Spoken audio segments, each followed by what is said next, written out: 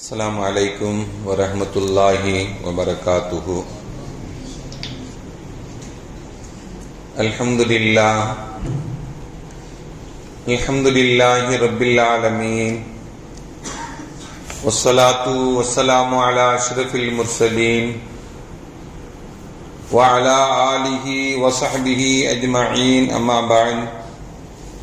فقد قال الله تعالى في القرآن العظيم والفرقان المجيد: أعوذ بالله من الشيطان الرجيم. بسم الله الرحمن الرحيم. وأنفقوا مما رزقناكم رب اشرح لي صدري ويسر لي أمري واحلل عقدة من لساني يفقهوا قولي. اللهم صل على سيدنا محمد. اللهم صل عليه وسلم.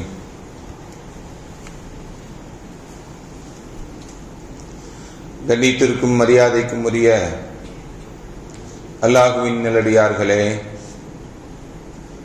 அருமையான சகோதர பெருமக்களே, அருமைநாயகம் ஹஜ்ரத் ஸல்லல்லாஹு அலைஹி வஸல்லம் உடைய நற்பாக்கியம் நிறைந்த நல்லும்மத்துமார்களே, அருமையான பெருமக்களே, எந்த விஷயத்தை கேட்க இருக்கிறோமோ அந்த விஷயத்தின்படி அமல் செய்யக்கூடிய பாக்கியத்தினையும், கேட்ட விஷயங்களை பிறருக்கு எத்தி வைக்கக்கூடிய பாக்கியத்தினையும் அல்லாஹ் நம் அனைவருக்கும் வழங்கிடுவானாக. நம்முடைய வாழ்நாட்களை அல்லாஹ் ஆரோக்கியமான வாழ்நாட்களாக ஆக்கி தருவானாக. மருத்துவமனைகளுக்கு செல்லாத காலங்களாக ஆக்கி தருவானாக. மருத்துவமனை செலவினங்களிலிருந்து அல்லாஹ் நம் அனைவரையும் முழுமையான முறையில் பாதுகாப்பானாக. எல்லா விதமான ஆபத்துகள், விபத்துகள், பலாய் முசீபத்துகள், பரவக்கூடிய தொற்று நோய்கள், அனைத்து விதமான பாவ செயல்களிலிருந்தும் அல்லாஹ் நம் அனைவரையும் முழுமையான முறையில் பாதுகாத்து நிம்மதியான, அமைதியான, ராகத்தான, சந்தோஷமான, மகிழ்ச்சியான வாழ்க்கையை இந்த உலகத்திலும் நாளை மறு உலகத்திலும் அல்லாஹ் அளவில்லாமல் வழங்கிடுவானாக. ரமலானை அடைந்தோம், மீதம் இருக்கக்கூடிய நாட்களிலும் பரிபூர்ணமான நிலையில் நோம்பு நோற்று இன்னபிற நல்ல அமல்களையும் இரவு வணக்கங்களையும் அல்லாஹ் பரிபூர்ணமாக நிறைவேற்றக்கூடிய நல்ல தௌஃபீக்கினையும் உடல் ஆரோக்கியத்தையும் அல்லாஹ் தந்தர புரிவானாக. நம்முடைய வாழ்க்கையில் இதே போன்ற ரமலான்களை நிரம்ப அடையக்கூடிய நல்ல தௌஃபீக்கினையும் அல்லாஹ் நம் அனைவருக்கும் தருவானாக. லைலத்துல் கத்ருடைய இரவுடைய பாக்கியங்களை தந்தர புரிவானாக. இன்று இந்த நல்ல நேரத்தில் துஆ செய்து துவங்குகிறேன். அருமையானவர்களே,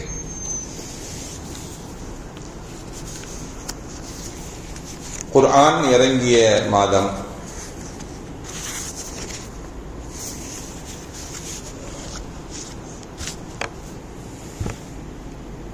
இந்த குர்ஆன் இறங்கிய இந்த மாதத்தில்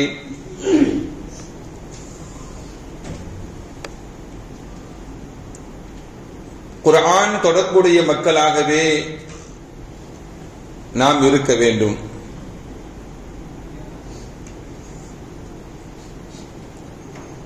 இந்த குர்ஆன் 1400 ஆண்டுகள் கடந்தும் நம்மிடம் அது பாதுகாப்பான சூழ்நிலையில் இருக்கிறது என்றால் அதை ஓதப்படுவதனால் அல்லாஹ் அதை பாதுகாத்து வைத்திருக்கிறான். முன்பு வாழ்ந்த சமுதாயத்திற்கு அந்த அவர்களுக்கு கொடுக்கப்பட்ட வேதங்கள் எல்லாம் அவர்கள் ஓதப்படாததனால், அந்த வேதம் ஓதப்படாததனால் இன்று அந்த வேதங்கள் எல்லாம் அடையாளம் இல்லாத சூழ்நிலைக்கு ஆகிவிட்டது. இதை ஓதப்பட்டு கொண்டும் கேட்கப்பட்டு கொண்டும் இருப்பதனால் இந்த குர்ஆன் நமக்கு நிலைத்திருக்கிறது என்பதை நாம் நினைவில் வைத்துக் கொண்டு இந்த மாதத்தில், குர்ஆன் இறங்கிய மாதத்தில் குர்ஆன் தொடர்புடைய மக்களாகவே வாழ வேண்டும். ஒரு காலத்துல எல்லாம் பள்ளிவாசல்ல லுஹருக்கு பிறகு அசருக்கு பிறகு எல்லாம் நிறைய பேர் உட்கார்ந்து குர்ஆனை வச்சு ஓதிக்கிட்டு இருப்பாங்க. இன்னைக்கு அதெல்லாம் இல்லாம போச்சு. அது குர்ஆன் பள்ளியில வச்சிருக்கிறது, பள்ளியில வந்து உட்கார்ந்து ஓதுறதுக்கு தான். குர்ஆனுகள் நிறைய இருக்கிறது, ஆனா குர்ஆனை ஓதக்கூடியவர்கள் குறைவானவர்களாக இருக்கிறோம். குர்ஆன் நமக்கு தொடர்பு வேண்டும் என்பதற்காக வேண்டிதான் குர்ஆனை முழுமையாக இரவு தொழுகையில், தராவீஹ் தொழுகையில் நமக்கு ஓதப்பட்டு அதற்குண்டான ஹாஃபிதுகளை நிர்ணயிக்கப்பட்டு நியமனம் செய்யப்பட்டு நாம் ஓத கேட்க வேண்டும் என்பதற்காக வேண்டிதான் அல்லாஹ் அந்த குர்ஆன் தொடர்புடைய மக்களாகவே நம்ம அனைவரையும் அல்லாஹ் நம் அனைவரையும் வாழச் செய்வானாக. அருமையானவர்களே, அதே போல ரமலானுடைய மாதங்களில் ரமலானுடைய மாதத்தில் நாம் செய்யக்கூடிய சில அமல்கள் இருக்கின்றன. மார்க்கம் இபாதத்துகளை இரண்டு வகையாக நமக்கு சொல்லித் தருகின்றன. ஒன்று உடல் சார்ந்த இபாதத், இன்னொன்று பொருள் சார்ந்த இபாதத். தொழுகை உடல் சார்ந்த இபாதத், நோன்பு உடல் சார்ந்த இபாதத். அதே போல ஜக்காத்தும் ஹஜ்ஜும், ஜக்காத் என்பது முழுமையாக பொருள் சார்ந்ததும், ஹஜ் என்பது பொருளும் உடலும் சார்ந்த இபாதத்தாக அல்லாஹ் நமக்கு ஏற்படுத்தி கொடுத்திருக்கிறார். உடல் சார்ந்த இபாதத்துகள் நம்மிடம் இருந்தாலும் பொருள் சார்ந்த இபாதத்துகளிலேயும் நாம் கவனம் செலுத்த வேண்டும். அல்லாஹ் நமக்கு கொடுத்தது பிறருக்கு கொடுப்பதற்காக வேண்டிதான். அல்லாஹ் நம்மிடம் வழங்கியது பிறருக்கு வழங்க வேண்டும் என்பதற்காக வேண்டிதான். உனக்கு செல்வத்தை கொடுக்கிறேன், நீ எப்படி அதை செலவு செய்கிறாய்? நல்வழியில் செலவு செய்கிறாயா, அல்லது சேமித்து சேமித்து வைத்து இந்த உலகத்திலேயே நான் பர்மனண்டாக வாழ போறேன் அப்படின்னு நினைச்சு வாழ்ந்துகிட்டு இருக்கியா அப்படின்னு அல்லாஹ் உன்னை சோதிப்பதற்காக வேண்டிதான் அல்லாஹ் உன்னிடம் இபாதத்தை கொடுத்திருக்கிறார். இந்த ஜக்காத் அப்படிங்கிற இந்த கடமை இருக்கிறது அல்லவா, ஏழ்மையை போக்கக்கூடிய பெரிய திட்டம் ஸல்லல்லாஹு அலைஹி வஸல்லம் இந்த உலகத்திற்கு அறிமுகப்படுத்தியது. மக்களிடம் முஸ்லிம்களுக்கு மத்தியிலே ஏழ்மை இருக்கக்கூடாது, வறுமையை முழுமையாக அடித்து ஒழிக்க வேண்டும் என்பதை முழுமையாக வைத்து உருவாக்கப்பட்டதுதான் இஸ்லாமிய சட்டமான ஜக்காத்துடைய சட்டம். இந்த சட்டம் நமக்கு கிடைக்கப்பட்ட பெரிய பாக்கியம். நபிகள் நாயகம் ஸல்லல்லாஹு அலைஹி வஸல்லம் அவர்கள் மதீனாவுக்கு வந்த பொழுது சஹாபாக்களும் வந்தார்கள். எந்த நிலையில் வந்தாங்க? அவங்க உண்பதற்கு உணவில்லை, உறங்குவதற்கு உறைவிடம் இல்லை. இவர்களுக்கு ஸல்லல்லாஹு அலைஹி வஸல்லம் அந்த நிலையில் உணவை பகிர்ந்து கொடுக்கும்படி உள்ளூர் மக்களுக்கு கட்டளை சொன்னாங்க.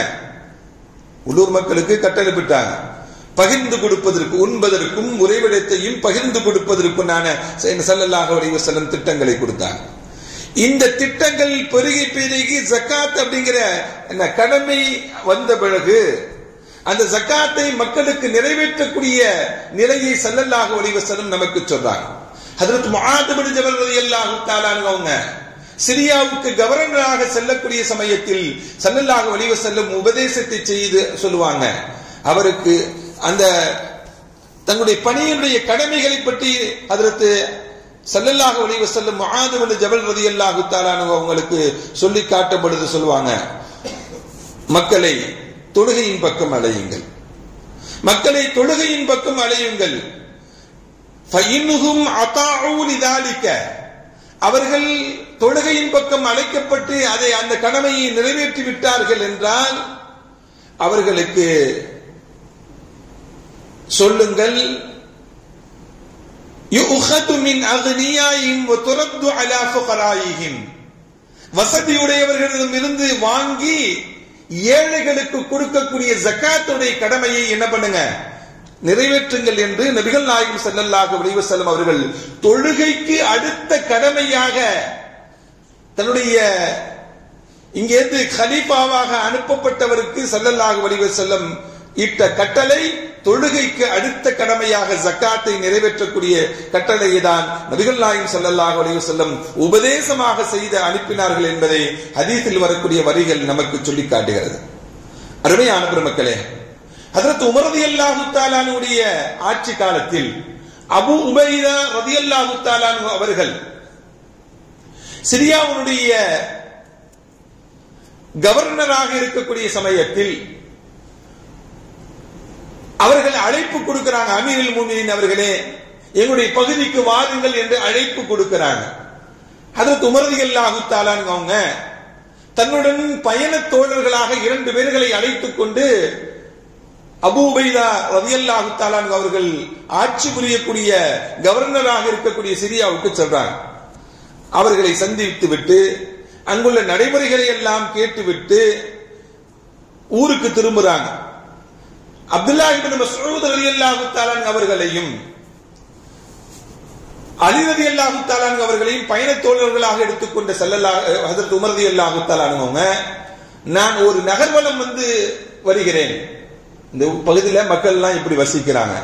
அவருடைய மனோநிலை என்ன, அவர்களுக்கு என்ன இருக்கு என்ன இல்ல, அவர்கள் எப்படி வாழுகிறார்கள் என்பதை ஒரு நகர்வலம் விடுகிறேன், நீங்கள் கொண்டு சென்று கொண்டிருங்கள். இந்த ஒரு குறிப்பிட்ட இடத்தில் நாம் எல்லாம் சந்தித்துக் கொள்ளலாம் என்று அவர்களை தனியா அனுப்பிவிட்டு ஹஜ்ரத் உமர் ரலியல்லாஹு தஆலா நகர்வலம் வர்றாங்க. சிரியாவுடைய வெளிப்பகுதிகளுக்கு என்ன நகர்வலம் வரக்கூடிய சமயத்தில் ஒரு மூதாட்டியை சந்திக்கிறாங்க. அந்த மூதாட்டியிடம் போய் கேட்கிறாங்க, உமர் ரலியல்லாஹு தஆலா அவங்க எப்படி இருக்கீங்க, எப்படி இருக்கீங்க, நல்லா இருக்கீங்களா? நான் எங்க நல்லா இருக்கிறேன், நான் எங்க நல்லா இருக்கிறேன், எந்த உதவிகளும் கிடைக்கப்பெறவில்லை, உமருடைய ஆட்சியில் எந்த நன்மைகளும் கிடைக்கப்பெறவில்லை என்றெல்லாம் சொல்றாங்க. அவங்க சொல்றாங்க, ரஹிமல்லாஹு உமர், உமருக்கு அல்லாஹ் அருள், உமர் ரலியல்லாஹு தஆலா சொல்றாங்க. அந்த மூதாட்டிக்கு தெரியல, ரஹிமல்லாஹு உமர், உமருக்கு அல்லாஹ் அருள் புரியட்டும், அவருடைய ஆட்சி நல்லா தானே இருக்கு. இல்ல இல்ல, எனக்கெல்லாம் எந்த உதவிகளையும் என்னுடைய பிரச்சனைகளை நீக்குவதற்கு, பொருளாதார பிரச்சனைகளை நீக்குவதற்கு எந்த உதவிகளும் அரசாங்கத்திலிருந்து எனக்கு கிடைக்கப்பெறவில்லை என்று அந்த மூதாட்டி சொல்லிக் கொண்டிருக்கிறான். இப்படி பேசிக்கொண்டே இருக்கும் பொழுது சொல்றாங்க, உங்களுக்கு ஒரு 25 தீனார்களை உங்களுடைய கையில் நான் தந்து விடுகிறேன், நீங்க நாளை மறுமை நாளையிலே உமருக்கு எதிராக அல்லாஹ்விடத்தில் வழக்கு தொடுக்க கூடாது, உங்களுடைய இன்றைய தேவைகள் போக்குவதற்காக வேண்டி ஒரு 25 தீனாரை உங்களுக்கு உதவியாக நான் தருகிறேன்.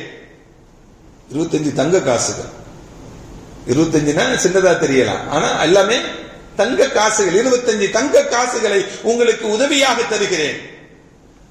ஆனா நீங்க என்ன பண்ணணும், ஒரே ஒரு நிபந்தனை, உமருக்கு எதிராக நாளை மறுமை நாளையிலே அல்லாஹ்விடத்தில் நிற்க கூடாது. அப்படியா, சரி கொடுங்க அப்படின்னு அந்த 25 தீனார்களை வாங்கி கொண்டு நான் உமருக்கு எதிராக நடக்க மாட்டேன் என்று பேசிக் கொண்டு இருக்கும் பொழுது 2 பயணத்தோழர்களை விட்டுட்டு வந்தாங்களே, அவங்க யா அமீரல் மூமினீன் அஸ்ஸலாமு அலைக்கும் சொன்னோன்னே இந்த அம்மாவுக்கு கை கால் எல்லாம் வெடவெடுத்து போச்சு. உமர்கிட்ட தான் நம்ம கொஞ்ச நேரம் பேசிக்கிட்டு இருக்கிறோமா, உமரை பத்தி தான் உமர்கிட்டயே குறை சொல்லிக்கிட்டு இருக்கிறோமா அப்படின்னு சொல்லி பயந்து என்னை மன்னிச்சிடுங்கன்னு சொல்லி அந்த மூதாட்டி கேட்ட பொழுது ஹஜ்ரத் அமீருல் முஃமினீன் உமர் ரலியல்லாஹு தஆலா சொன்னாங்க, நீங்கள் தான் என்னை மன்னிக்க வேண்டும், நீங்கள் தான் என்னை மன்னிக்க வேண்டும், என்னுடைய ஆட்சியில் இந்த குறையுடன் இருக்கக்கூடிய இந்த மக்களுடைய குறையை தீர்க்க முடியவில்லை, அத ஒரு பாவியாக ஆகிவிட்டேனே என்று ஹஜ்ரத் உமர் ரலியல்லாஹு தஆலா கண்ணீர் வடித்து அழுதார்கள் என்று நிகழ்வு நமக்கு சொல்லி காட்டக்கூடிய இது நமக்கு என்ன அப்படின்னா, நம்மை சுற்றி உள்ளவர்களை பார்க்கக்கூடிய கடமை நம் ஒவ்வொருவருக்கும் இருக்கிறது. நம்மை சுற்றி வாழக்கூடியவர்கள் எப்படி வாழுகிறார்கள், பொருளாதாரத்தில் எந்த சூழ்நிலையில் வாழுகிறார்கள், நாம் நமக்கு மார்க்கம் கற்றுக் கொடுப்பது அண்டை வீட்டுக்காரன் பசித்திருக்க நீ வயிறு உடைத்து சாப்பிடுவதல்ல, உன்னுடைய உணவை பிறருக்கும் பகிர்ந்து கொடுப்பதுதான் இஸ்லாம் மார்க்கம் நமக்கு சொல்லித் தரக்கூடிய அழகான நடைமுறை அது. அப்பனா நம்மை சுற்றி உள்ளவர்கள் எப்படி வாழ்ந்து கொண்டிருக்கிறார்கள், எந்த நிலையில் வாழுகிறார்கள், அவர்களுக்குண்டான வாழ்வாதாரங்கள் என்ன, அவர்களுக்குண்டான சூழ்நிலைகள் என்ன என்பதை ஒவ்வொருவரும் நாம் கவனிக்க வேண்டும் என்பதுதான் ஹஜ்ரத் உமர் ரலியல்லாஹு தஆலாவுடைய நிகழ்வு நமக்கு சொல்லித் தரக்கூடிய பாடமும் படிப்பனையும். அருமையான பெருமக்களே, இப்படி ஜக்காத்து கொடுப்பதற்கு நாம் ஜக்காத்தை நாம் சரியான முறையில் நிறைவேற்ற வேண்டும்.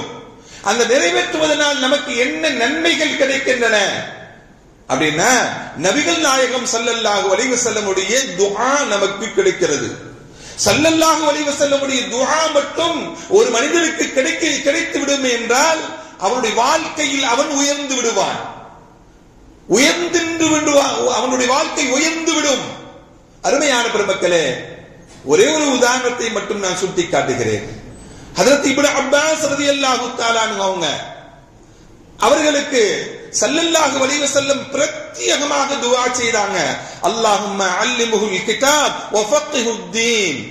யா அல்லாஹ், இவருக்கு மார்க்க ஞானத்தை நீ கற்றுக் கொடுப்பாயாக என்றெல்லாம் நபிகள் நாயகம் ஸல்லல்லாஹு அலைஹி வஸல்லம் ஹஜ்ரத் இப்னு அப்பாஸ் ரலியல்லாஹு தஆலா அவர்களுக்கு செய்த பிரார்த்தனையினுடைய விளைவு என்ன தெரியுமா? மூத்த சஹாபாக்கள் உமர் போன்றவர்கள் எல்லாம் மார்க்கத்தினுடைய சட்டத்தை இப்னு அப்பாஸிடம் கேட்டு தெரிந்து கொள்வார்கள். அவர்கள் இன்று வரையும் போற்றப்படக்கூடியவர்களாக ரயீசுல் முஃபஸ்ஸிரீன், எல்லா திருக்குர்ஆனுக்கு குர்ஆனுக்கு விரிவுரை எழுதக்கூடிய எல்லோருக்கும் தலைமையானவர்கள் அவர்கள் என்று இன்று வரையும் போற்றப்படுவதற்கு காரணம் ஹஜ்ரத் ஸல்லல்லாஹு அலைஹி வஸல்லமுடைய ஒரு துஆவினுடைய விளைவுதான். அவர்கள் வாழ்க்கையில் இன்றும் உயர்ந்திருக்கிறார்கள். அல்லாஹ் அந்த ஸல்லல்லாஹு அலைஹி வஸல்லுடைய பிரார்த்தனையை நமக்கும் தந்தர முடிவானாக. அருமையான பெருமக்களே, இப்படி ஸல்லல்லாஹு அலைஹி வஸல்லமுடைய பிரார்த்தனை துஆ நமக்கு கிடைக்கப்படுகின்றன. ஸல்லல்லாஹு அலைஹி வஸல்லம் ஒருவர் ஜக்காத்துடைய நிதியை கொடுத்து, யா ரசூலல்லாஹ், இது என்னுடைய ஜக்காத்துடைய நிதி என்று ஸல்லல்லாஹு அலைஹி வஸல்லம் கொடுக்கிறார். ஸல்லல்லாஹு அலைஹி வஸல்லம் யாரு ஜக்காத்துடைய நிதியை கொடுத்தாலும் துஆ செய்யக்கூடிய பழக்கம் இருக்கிறது. அதனால ஜக்காத்து வாங்கக்கூடியவங்களும் என்ன பண்ணணும்? ஜக்காத்து கொடுக்கிறவங்களுக்கு துஆ செய்யணும். ஸல்லல்லாஹு அலைஹி வஸல்லம் அவங்க ஜக்காத்தை தனக்கு வாங்கிக் கொள்வதில்ல. ஸல்லல்லாஹு அலைஹி வஸல்லம் அவர்களுக்கு ஜக்காத்து வாங்குவதற்கு அனுமதி இல்லை. வாங்கிய ஜக்காத்து மக்களுக்காக வேண்டிதான், உம்மத்துக்காக வேண்டிதான், ஏழைகளுக்காக வேண்டிதான் வாங்கி பங்கிட்டு கொடுக்கக்கூடிய பொறுப்பு.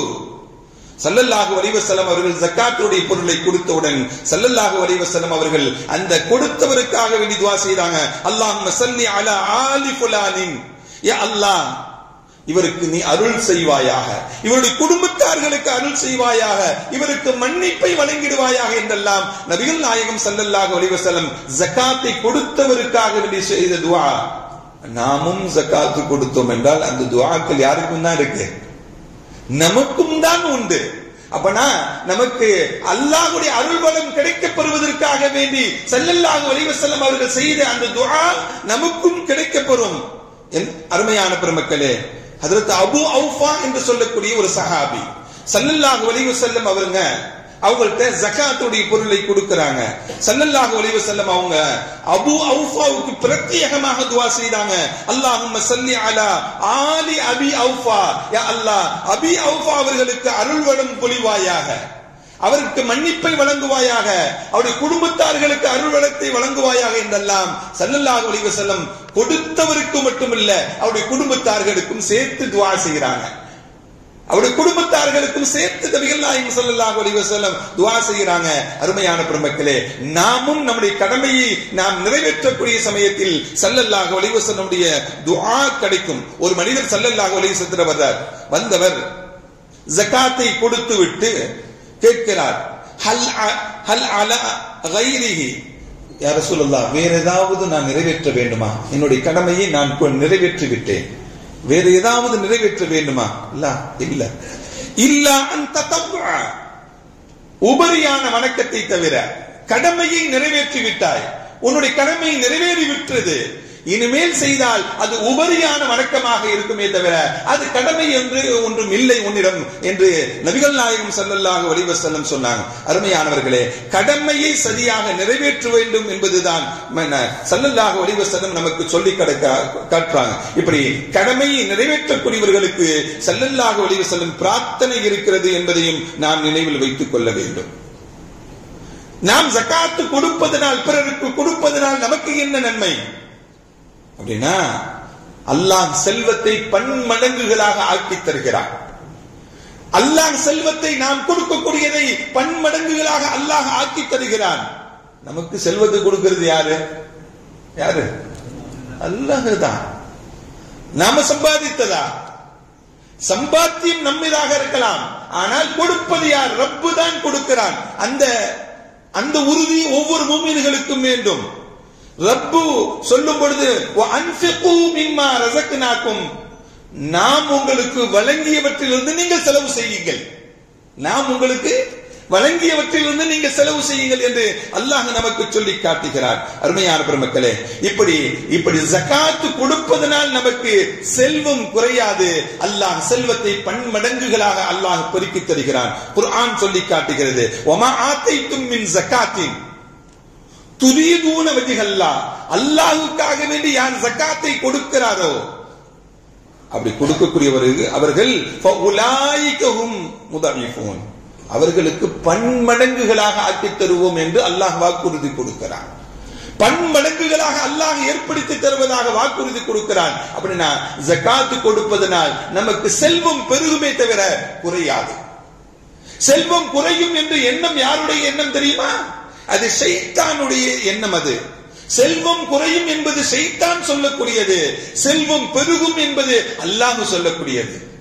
செல்வம் குறையும் என்பது ஷைத்தான் சொல்லக்கூடியது, செல்வம் பெருகும் என்பது நபிகள் நாயகம் ஸல்லல்லாஹு அலைஹி வஸல்லம் சொல்லக்கூடியது. அஷைத்தானு யஇதுகுமுல் ஃபக்ர, அல்லாஹ் உனக்கு செல்வம் குறைஞ்சிருப்பா, உன்னுடைய ஃபக்ரை அல்லாஹ் என்ன ஷைத்தான் உங்கள்ட்ட தூண்டிக்கிட்டே இருப்பான், கொடுத்தீனா குறைஞ்சிரும்டா அப்படின்னு உங்களுடைய உள்ளத்தில் எண்ணங்களை ஏற்படுத்தி கொண்டே இருப்பான். அல்லாஹ் அதுக்கு நேர் மாற்றமாக செய்வான் என்பதெல்லாம் குர்ஆன் வசனம் நமக்கு சொல்லி காட்டுகிறது. வல்லாஹு யஇதுக்கும் மக்ஃபிரத்தம் மின்ஹு ஃபதலா, அல்லாஹ் உங்களுக்கு மக்ஃபிரத்தை வழங்குகிறான், அல்லாஹ் ஃபதலை அல்லாஹ் உங்களுக்கு வழங்குகிறான் என்பதெல்லாம் குர்ஆன் நமக்கு சொல்லி தரக்கூடிய செய்திகள். அருமையான பெருமக்களே, குர்ஆன் சில விஷயங்களை இரட்டிப்பாகவே சொல்லித் தரும், இரண்டு விஷயங்களாக சொல்லித் தரும். இரண்டையும் சரியாக நிறைவேற்ற வேண்டும். அகிமுஸ் ஸலா வ ஆத்துஸ் ஸகா என்று கிட்டத்தட்ட 82 இடங்களில் அல்லாஹ் தொழுகையை நிலைநாட்டுவதையும் ஜகாத்தை கொடுத்து வருவதையும் அல்லாஹ் இணைத்து குர்ஆனில் 82 இடங்களிலே அல்லாஹ் சொல்லி காட்டுவான். அருமையான பெருமக்களே, நாம் தொழுகையை நிறைவேற்றுவதில் எவ்வளவு அக்கறையும் ஆர்வமும் இருக்கிறோமோ அதே போல ஜகாத்தை நிறைவேற்றுவதிலும் நாம் கவனமாக இருக்க வேண்டும், சரியாக நிறைவேற்ற வேண்டும். அருமையான பெருமக்களே, ஏனென்றால் குர்ஆன் இப்படி இரட்டிப்பாக சொல்லக்கூடிய செய்திகளை பார்த்தோம் என்றால் அதீஉல்லாஹ வ அதீஉர் ரசூல், அல்லாஹ்வுக்கு கட்டுப்படுங்கள், அல்லாஹ்வுடைய ரசூலுக்கு கட்டுப்படுங்க, அல்லாஹ்வை வழிபடுங்க, அல்லாஹ்வுடைய ரசூலை வழிபடுங்கள் என்றெல்லாம் சொல்லக்கூடிய அல்லாஹ்வுக்கு மட்டும் நான் கட்டுப்படுவேன், அல்லாஹ்வுடைய ரசூலுக்கு நான் கட்டுப்பட மாட்டேன்னா ஈமான் இல்லைன்னு அர்த்தம். அதே போலதான் அகிமுஸ் ஸலா வ ஆத்துஸ் ஸகாவும் அப்படிதான். அல்லாஹ் இன்னொரு வசனத்திலே சொல்லுவான், அனிஷ்குர்லி வலிவாலிதை, எனக்கு நன்றி செலுத்துங்க, உங்களுடைய பெற்றோர்களுக்கும் நன்றி செலுத்துங்க அப்படிமா. அல்லாஹ்வுக்கு நீ நன்றி செலுத்துகிறாய், நீ உன்னுடைய பெற்றோர்களுக்கு நன்றி செலுத்தவில்லை அப்படின்னா என்னாச்சு? நாம் ஒன்றை மறுத்துமாறு இறை கட்டளை அது. இறைவன் அல்லாஹ்வுக்கும் நன்றி செலுத்த சொல்லுகிறான், உங்களுடைய பெற்றோர்களுக்கும் நன்றி செலுத்த சொல்லுகிறான். இந்த ஒன்றை மறுத்து ஒன்றை நடைமுறைப்படுத்துவதல்ல, இரண்டையும் நடைமுறைப்படுத்துவதுதான் சரியான முறையை என்ன குர்ஆன் சொல்லக்கூடிய செய்திகள். அருமையான பெருமக்களே, ஜகாத்னா என்ன அப்படின்னா நம்முடைய பொருளாதாரத்தில் இருக்கக்கூடிய அழுக்குகளை நீக்குவது. உடம்புல அழுக்கு வந்துச்சுன்னா குடிச்சு நீக்கிற மாதிரி, டிரெஸ்ல அழுக்கு வந்துச்சுன்னா துவைத்து என்ன பண்றோம், அதனுடைய அழுக்கு நீக்குவதை போல நம்முடைய பொருளாதாரத்தில் இருக்கக்கூடிய அழுக்குகளை நீக்குவதுதான் ஜகாத் அப்படிங்கிற வார்த்தைக்கு பொருள் சொல்லக்கூடிய பெருமக்கள் சொல்றாங்க. அருமையான பெருமக்களே, அபூபக்கர் சித்திக் ரலியல்லாஹு தஆலாவுடைய ஆட்சி காலத்தில் ஸல்லல்லாஹு அலைஹி வஸல்லத்துக்கு பிறகு கலீஃபாவாக நியமிக்கப்பட்ட பிறகு சில பேர்கள் எல்லாம் சொன்னாங்க, நாங்கள் தொழுகையை நிலைநாட்டுவோம், ஆனால் ஜகாத்தை கொடுக்க மாட்டோம் என்று சொன்ன பொழுது யார் ஜகாத்தை கொடுக்கவில்லையோ அவர்கள் மீது நான் போர் தொடுப்பேன் என்று சொன்னாங்க. ஹஜ்ரத் அபூபக்கர் சித்திக் ரலியல்லாஹு தஆலா அன்ஹு. உமர் போன்றவர்கள் எல்லாம் இவ்வளவு கடுமையான வார்த்தையை யூஸ் பண்றீங்களா அப்படின்னு நினைச்சாங்க. அவங்க தான் கடுமையாக இருப்பாங்க, ஆனா இவர்களுடைய கடுமையை பார்த்து, ஏனென்றால் இது அல்லாஹ்வுடைய கடமை, அல்லாஹ் தொழுகையும் ஜகாத்தையும் இணைத்தே சொல்லுகிறான். அந்த இணைத்து சொல்லக்கூடிய ஒன்றை நிறைவேற்றிவிட்டு ஸல்லல்லாஹு அலைஹி வஸல்லம் இருக்கும் வரையில் நிறைவேற்றிய இவர்கள் இப்ப நிறைவேற்றலாம் என்ன செய்ய முடியும்? போர் தொடுக்கக்கூடிய சண்டையிடுவதுதான் முடிவு என்ற அதற்கு அபூபக்கர் சித்திக் ரலியல்லாஹு தஆலா அவங்க சொல்லக்கூடிய செய்திகள் எல்லாம். அருமையான பெருமக்களே, யார் யாருக்கு ஜகாத் கொடுக்கணும் அப்படின்னா அல்லாஹ் ஒரு 8 வகையினரை குர்ஆனிலே சொல்லி காட்டுகிறான். ஃபகீர், ஃபுகரா. யார் இந்த ஃபகீர்கள்? இப்ப சாப்பிடுறதுக்கு உணவு இருக்கும், அடுத்த வேலை உண்பதற்கு உணவு இல்லாத நிலையில் உள்ளவர்கள். இப்ப சாப்பிடுறதுக்கு உணவு இருக்கும், அடுத்த வேலைக்குண்டான எந்த சேமிப்புகளும் அவங்கள்ட்ட இருக்காது. இவங்க ஃபகீர், ஃபுகரா. அடுத்து மசாக்கீன், இவர்களும் ஏழைகள் தான். அவங்கள்ட்ட கொஞ்சம் இருக்கும், தன்னுடைய தேவைகளை நிறைவு செய்வதற்குண்டான முழுமை இருக்காது. தன்கிட்ட கொஞ்சம் இருக்கும், ஆனா முழுமையாக தேவைகளை நிறைவு செய்யக்கூடிய அளவுக்கு என்ன இருக்காது. இவர்கள் மசாக்கீன், இவர்களும் ஏழைகள் தான். அடுத்து குர்ஆன் சொல்லிக் கொடும் ரிகாப் ஃபீ சபீலில்லாஹ், ஆமிலீன ஃபீ சபீல். இவங்க யார் அப்படின்னா, மூணாவது உள்ளவங்க ஜக்காத்தை வசூல் செய்யக்கூடியவங்க. இஸ்லாமிய நாட்டில் உள்ள இஸ்லாமிய நாடுகளாக இருந்தா ஜக்காத்தை வசூல் செய்வதற்குன்னு ஒருவரை நியமிப்பாங்க. அவருக்கும் என்ன பண்ணலாம், ஜக்காத்தை கொடுக்கலாம் என்று குர்ஆன் நமக்கு சொல்லி காட்டுகிறது. நாலாவது யாருன்னா முஅல்லஃபத்து குலூபுஹும், இஸ்லாத்தின் பக்கம் ஈர்க்கப்பட்டவர்கள். புதிதாக மார்க்க தன்னுடைய சொத்தை விட்டுட்டு வந்திருப்பாங்க, தன்னுடைய குடும்பத்தை விட்டுட்டு வந்திருப்பாங்க, மார்க்கத்தை பற்றி பிடித்து வாழ்ந்து கொண்டிருப்பாங்க. ஆனால் அவர்கள் ஏழ்மையில் இருப்பாங்க. அல்லாஹ்வுடைய ரசூலை நபியை மட்டுமே வந்தவர்களுடைய அவர்களை அரவணைப்பது, இஸ்லாத்தின் பக்கம் ஈர்க்கப்பட்டவர்கள் அவர்களை அரவணைத்துக் கொண்டு அந்த ஜக்காத்தை கொடுக்கிறது. இது நான்காவது வகை. அஞ்சாவது வகை யாரு அப்படின்னா ரிகாப். ரிகாப் அப்படிங்கிறது அடிமைகளுக்கு கொடுக்க. அடிமைத்துவம் இன்னைக்கு இல்ல, அதனால இதுவும் இல்ல. அதனால ஆறாவது காரிமீன், கடன் உள்ளவர்கள். வட்டிக்கு வாங்கி வாங்கி வாங்கி வாங்கி கடனை குமிச்சிட்டு அவங்களுக்கு இல்ல, தன்னுடைய சுய தேவைகளுக்காக வேண்டி, தன்னுடைய குடும்ப தேவைகளுக்காக வேண்டி, மருத்துவ செலவினங்களுக்காக வேண்டி, குடும்பத்தை நல்ல முறையில் நடத்துவதற்காக வேண்டி கடன் பட்டு ஒண்ணுமில்லாம இருக்கிறாங்களே, அவருடைய கடன்களை மீட்டெடுத்து அவர்களை நல்ல நிலையில், அவர்களை நல்ல நிலையில் இருந்தவர்களை நல்ல நிலைக்கு கொண்டு வருவதுதான். நல்ல வசதியாக இருப்பாரு, கடுமையான மருத்துவ செலவினங்கள் ஏற்பட்டிருக்கலாம், கடுமையான யாத்தையை கொடுத்து ஏமாந்திருக்கலாம், கடனாயிருக்கலாம். இப்படி கடன்பட்டவர்களுடைய கடனை என்ன பண்றது, நிறைவேற்றுவதும் ஜக்காத்திலிருந்து கொடுத்துக் கொள்ளலாம். ஏழைகள், அன்றாட உணவுக்கு வழி இல்லாதவர்கள், சாப்பாட்டுக்கு வழி இல்லாதவங்க, பசி பட்டினியாக இருக்க. ஆனால் இவர்கள் எல்லாம் என்ன, கடன்பட்டவர்கள் எல்லாம் மானத்துடன் போராடக்கூடியவர்கள். அவர்களை விட இவர்களுக்கு கொடுப்பது சிறப்பு என்றெல்லாம் பெருமக்கள் சொல்லி காட்டுறாங்க. இப்படி மானத்துடன் போராடக்கூடியவர்களை அவர்களுக்கு நான உதவிகளாக ஜக்காத்தை கொடுக்கலாம் என்று மார்க்கம் சொல்லி காட்டுகிறது. அடுத்து ஏழாவது ஃபீ சபீலில்லாஹ், அல்லாஹ்வுடைய பாதையில் இருக்கக்கூடியவர்களுக்கு. எட்டாவது இப்னஸ் சபீல், வழிப்போக்கர்களும் ஜக்காத்து கொடுக்கலாம். இப்படி ஒரு 8 வகைகளை குர்ஆன் நமக்கு யாருக்கு கொடுக்கலாம் என்பதை நமக்கு சொல்லி காட்டுகிறது. எவ்வளவு கொடுக்கணும், எதை கொடுக்கணும், நம்மிடம் இருக்கக்கூடிய மேல் மிச்சமானதை தான் மார்க்கம் நமக்கு கொடுக்க வேண்டும் என்று சொல்லி காட்டுகிறது. உன்கிட்ட இருக்கக்கூடியது எல்லாத்தையும் கொடுக்கணும் அப்படின்லாம் சொல்லல. உன்னிடம் இருக்கக்கூடிய மேல் மிச்சமானதை தான், அதுவும் அந்த மேல் மிச்சமானது ஒரு வருடம் உன்னிடம் தங்கி இருக்க வேண்டும். அதுவும் என்ன பண்ணும், உன்னுடைய சேமிப்பிலிருந்து ஒரு வருடம் உன்னிடம் சேமிப்பாக தங்கி இருக்க வேண்டும். உன்னுடைய மேல் மிச்சமானதை கொடுக்கணும்.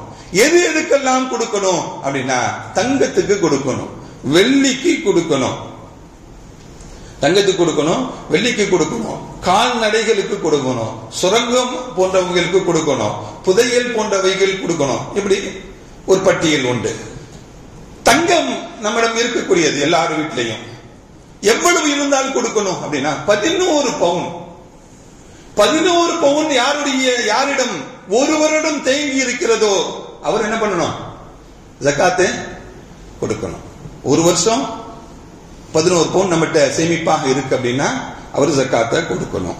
அடுத்து வெள்ளியில் இருந்த அளவு என்ன அப்படின்னா 612 அரை கிராம் யாரிடம் வெள்ளியாக இருக்கிறதோ அவர் என்ன பண்ணணும், ஜக்காத்து. அதுவும் ஒரு வருடம் சேமிப்பு இருந்துச்சுன்னா கொடுத்துடணும்.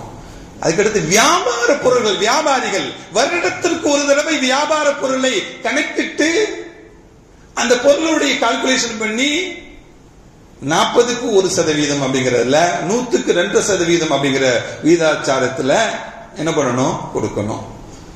இப்படி இந்த தங்கம், வெள்ளி, பணம், வியாபாரம். பணம் எவ்வளவு அப்படின்னா வெள்ளியுடைய இன்றைய மார்க்கெட் ரேட்டை பார்க்கணும், அதுல 612 கிராமுடைய வேல்யூ பார்க்கணும். பார்த்துட்டு அந்த அமௌண்ட் நம்மிடம் ஒரு வருடம் தங்கியிருந்தால் அந்த பணத்திற்கு நாம கொடுக்கணும். இன்னைக்கு ரேட்டு என்ன அப்படின்னா 112 ரூபாய் வெள்ளி, இன்னைக்கு 112 ரூபா. 612 கிராமுக்கு 68,600 ரூபாய் இன்னைக்கு ரேட்டு. 68,600 ரூபாய் யாரிடம் சேமிப்பாக இருக்கிறதோ அவர் அந்த பணத்திற்குண்டான ஜக்காத்து அவர் மீது கடமையாகிவிடும். 68,600 ரூபாய் ஒரு வருஷமா யாருக்கு சேமிப்பாக இருக்கோ அந்த 68,600 ரூபாய்க்கு என்ன பண்ணணும்? ஜக்காத்து கொடுக்கணும் அப்படிங்கிறது மார்க்கம் நமக்கு சொல்லி காட்டுகிறது. சரி, ஒரு வீடு வச்சிருக்கிறார், 10 வீடு வச்சிருக்கிறார், அல்லது 100 வீடே வச்சிருக்கிறார், 1000 வீடே வச்சிருக்கிறார். எல்லாமே தன்னுடைய சொந்த பயன்பாட்டுக்காக வேண்டி வைத்திருக்கிறார். இந்த 100 வீடு அந்த கணக்கு அவங்க கணக்கில் எவ்வளவு இருக்கோ அந்த கணக்கில் உள்ள வீடுகளுக்கெல்லாம் சொந்த பயன்பாட்டிற்காக வேண்டி இருக்கும் என்றால் அதற்கு ஜக்காத் இல்லை. அவருக்கு நிறைய கடைகள் இருக்கு, நிறைய தோட்டங்கள் இருக்கு, நிறைய பண்ணைகள் இருக்கு, எல்லாத்துக்கும் கொடுக்குமா? சொந்த பயன்பாட்டிற்கு உள்ள எந்த பொருளுக்கும் கிடையாது. அதே வீடு இருக்கு, அதன் மூலமாக வியாபாரம் ஏற்படுகிறது, வருமானம் வருது. ஆனா அந்த வருமானத்திலிருந்து என்ன பண்ணணும்? ஜக்காத்து கொடுக்கணும். 100 வீடு வாடகைக்கு விட்டுருக்கிறார், 100 வீட்லயும் வாடகை வருது. அந்த வாடகையிலிருந்து வரக்கூடியது ஒரு வருஷம் நமக்கு சேமிப்பாக இருக்கும் என்றால் அந்த சேமிப்பு 68,600 ரூபாய் என்ற கணக்கீட்டில் இருக்கும் என்றால் அதுக்கு மேல இருக்கும்னா அந்த சேமிப்பு அதுக்கு என்ன பண்ணணும்? கொடுக்கணும். அப்படிங்கிறத நாம் நினைவில் வைத்துக் கொள்ள வேண்டும். அதே போல கார் வச்சிருக்கிறார், நிறைய காரு கொடுக்கணுமா அப்படின்னா சொந்த பயன்பாட்டிற்கு எத்தனை கார்கள் வேண்டுமானாலும் வைத்துக் கொள்ளலாம், அதுக்கு இல்ல. சரி, வீட்டில் வச்சிருக்கிறார் மாணிக்க கற்கள், மரகத கற்கள், இப்படி விதவிதமான கற்கள், உயர்வான பிளாட்டினம் வச்சிருக்கிறாரு, நிறைய வச்சிருக்கிறாரு. அதுக்கெல்லாம் ஜக்காத் அப்படின்னா இதுக்கெல்லாம் ஜக்காத் இல்ல. மார்க்கம் எதுக்கு கொடுக்க வேண்டும் என்று சொல்லி காட்டுகிறதோ அதுக்குதான். அது சொந்த பயன்பாட்டாக இருக்கும் என்றால் தேவையில்லை. அது வியாபார நோக்கில் இருக்கும். ஒரு ஆள் மாணிக்க வியாபாரியா இருக்காரு, கல் வியாபாரி மாணிக்க வியாபாரியா இருக்கிறாரு அப்படின்னா அவர் எத்தனை கற்கள் வைத்திருக்கிறாரோ அதுக்குண்டான வேலையை போட்டு அதற்குண்டான ஜக்காத்தை நாம் கண்டிப்பாக நாம் நிறைவேற்ற வேண்டும். அப்படி நிறைவேற்றவில்லை இல்லை அப்படின்னா கடுமையான வேதனை இருக்கிறது, நோவினை தரக்கூடிய வேதனை இருக்கிறது என்ற செய்தி அவர்களுக்கு சொல்லுங்கள் என்று அல்லாஹ் திருக்குர்ஆனிலே நமக்கு சொல்லி காட்டுகிறார். அருமையான பெருமக்களே, இப்படி நாம் நம்முடைய ஜக்காத்தை சரியான முறையில் நிறைவேற்ற வேண்டும். கால்குலேஷன் பண்ணி என்ன பண்ணணும்? நிறைவேற்றணும். வந்தோம் அவருக்கு 100 ரூபாய், இவருக்கு அப்படி அல்ல. ஜக்காத் என்பதே ஒரு மனிதனுடைய வாழ்வாதாரத்தை உயர்த்த வேண்டும்.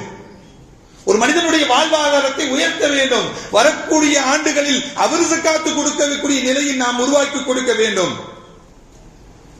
ஒரு ஆள் கடன் இருக்கு, கடன் உள்ளவர் ஜக்காத்து கொடுக்கணுமா அப்படின்னா கடன் எவ்வளவு இருக்கிறதோ அந்த கடனை நாம் கழித்துக் கொள்ள வேண்டும். கழித்தது போகவும் ஜக்காத்துடைய அளவு நம்மகிட்ட இருந்துச்சுன்னா, ஜக்காத்துடைய அளவு இருந்துச்சாமா, 10 லட்சம் ரூபாய் கடன் இருக்கு, இவர்கிட்ட 12 லட்சம் ரூபாய் இருக்கு. 10 லட்சம் ரூபாய் கடன் இருக்கு, இவர்கிட்ட 12 லட்சம் ரூபாய் இருக்கு. 10 லட்சம் ரூபாய் கடனை போக்கிட்டு இந்த 2 லட்சம் ரூபாய்க்கு கால்குலேஷன் பண்ணி என்ன பண்ணணும்? ஜக்காத்தை கொடுக்கணும். சரி, நம்ம ஒரு இடத்துல வேலை செய்யறோம், நமக்கு PF ஃபண்ட் பிடிக்கிறாங்க, பிடித்து கொடுப்பாங்கல்ல, அது நம்முடைய பணம் தான். அதுக்கு ஜக்காத்து கொடுக்கணுமா அப்படின்னா அதை எடுப்பதற்கும் உடனே பயன்படுத்துவதற்குண்டான ஆற்றல் நமக்கு இல்லாதனால அதுக்கு தேவையில்லை என்று நமக்கு சொல்லி காட்டுறாங்க. அதே போல இப்படி சட்டங்கள் நாம் தெரிந்து கொண்டு அது முறையாக கால்குலேஷன் பண்ணி நாம் கொடுக்க வேண்டும். வல்லோன் அல்லாஹ் இந்த சட்டத்தை எதற்காக வேண்டி இந்த உம்மாவிற்கு கொடுத்தானோ அந்த அடிப்படையில் நாம் நிறைவேற்ற வேண்டும். வல்லோன் அல்லாஹ் நம் அனைவரையும் இறை கட்டளைக்கு முழுமையாக வழிபட்டு வாழக்கூடிய நன்மக்களாக அல்லாஹ் நம் அனைவரையும் ஆக்கி அருள் புரிவானாக. வ ஆகிரு தஅவானா அல்ஹம்துலில்லாஹி ரப்பில் ஆலமீன். அஸ்ஸலாமு அலைக்கும் வ ரஹ்மத்துல்லாஹி வ பரகாத்துஹு.